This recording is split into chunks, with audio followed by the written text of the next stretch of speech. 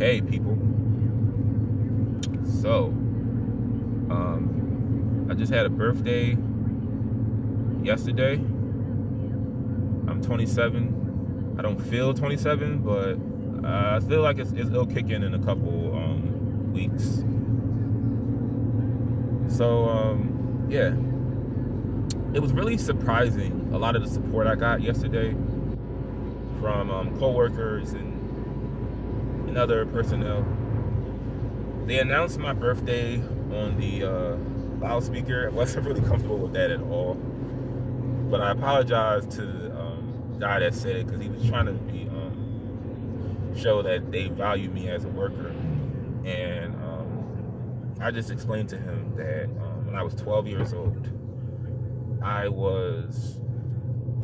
wasn't given a birthday because of an incident that happened at school. Well, I didn't tell him all that, but I'll explain. So when I was 12, my this dumbass classmate of mine named Jameer Smith, his birthday was actually not very far from mine. I don't recall what happened. It was 15 years ago. I do not remember what we were arguing about or what got us sent to the office, but we both got sent to the office, I remember. And I just said, man, I'm gonna I got a birthday this weekend. My dad told me we were gonna have because my birthday was on a Monday in 2007. It was on a Monday, I remember, and we were gonna do everything on the weekend. He said everything is when he found out that I had a pink slip in my my pants. I guess he was doing laundry or something, and he found it in the pants. And because the school could have called the house and told them I got in trouble, but I guess he found out. And he just said, he found out, he was really mad. He said, everything is canceled. You're not having a birthday. And after that, man, I just never really celebrated my birthday. I never really made a big deal out of my birthday from that point on, because it sort of sank me into, I wasn't very depressed as a preteen, but I think that's what originated it a little bit. Because something you look forward to as a kid and just having that taken away from you, you just look at it like, all right, what's the big deal? You could probably take it away again if you want to. So I think in my mind, I was telling myself, if I'm not making a big deal out of it, it's nothing you can really take away if I don't really care. So from that point on, for 15 years plus, I never really had a lot of friends to like have like parties or like do like those kind of functions where you have like parties. So that was really never like a thing for me. But just to have like my family like go out, I always look forward to that. But when it was taken away from me, it's just something I never really cared much about. But anyway,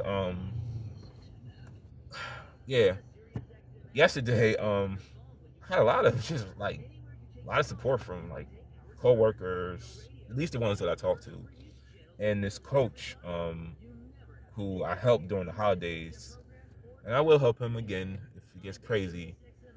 We talked for a little bit because I told him that I'm thinking about, since I'm getting older, I'm almost hitting 30. I was like, I want to probably pursue music again, because I fell off when I started working like I am now.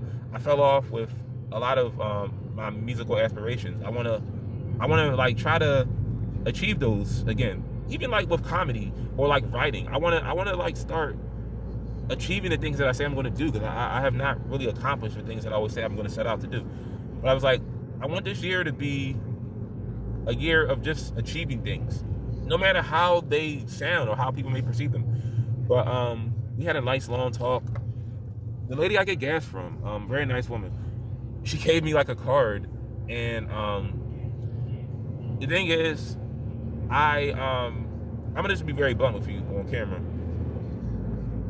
I have a lot of concern for people from other countries that come to inner cities, and they work in bad conditions. They work in ghettos. Now, it may not be much concern for them because where they flee from is not very different, but it's like I think inner cities are a lot more worse than third world countries like Afghanistan. I think it's a lot worse. I fear gangs more than I do like Taliban or ISIS. I think like MS-13, Bloods and the Crips are a lot more crazier than ISIS. That's just my opinion. But and the thing is, where I get gas from, it's not even a bad neighborhood, but I feel like gradually it's going to become one because they allow people to purchase homes in areas that I feel like are not really for them. I don't like the idea of and I think a lot of people understand this. People feel comfortable in areas where everyone looks like them, you know?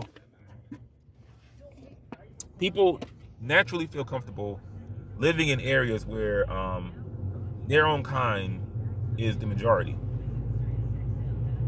I can say the same, but it's not safe for me to live amongst my own people.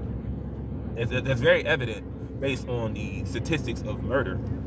But yeah, she gave me a card, and when I came back today, because I drive around a lot, she gave me a shaving kit. I thought it was a razor because she wanted me to cut my hair, but it was for my face. And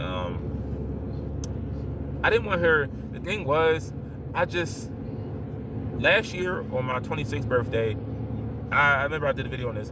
There was a lady who gave me $100, and I wound up, strangely enough, right? Her husband owned a Sunoco gas station. That's where I go to get my gas. She owned a Sunoco gas station, gave me $100, and there was a guy, it's a true story, living in his car with his family, and I gave the money to him because I didn't have a use for it, because I already had a job, and he thought I was rich because I rented a car that very year. But yeah, I went back and she gave me like a razor kit for my birthday, and it was so nice. And I think and the thing, but I wanted to tell her that I didn't want her to feel obligated to do that. I was just telling her that because I was getting old, but I didn't want her to feel obligated because I give her like tips and all that stuff. But back to what I was saying, I just feel maybe it's just a woman thing too, because as men, we don't really feel sorry for one another, depending on the age, I guess. But you know what? Let me scratch that. We will feel sorry, depending on the kind of man. Like if he's a strong man that can like hold his own, I guess really you won't really feel sorry for him because I feel like he has everything under control. But I guess like with women, you have more sympathy for because they're women, and you know, I don't like the customers that come there at all. I don't like what the neighborhood is becoming.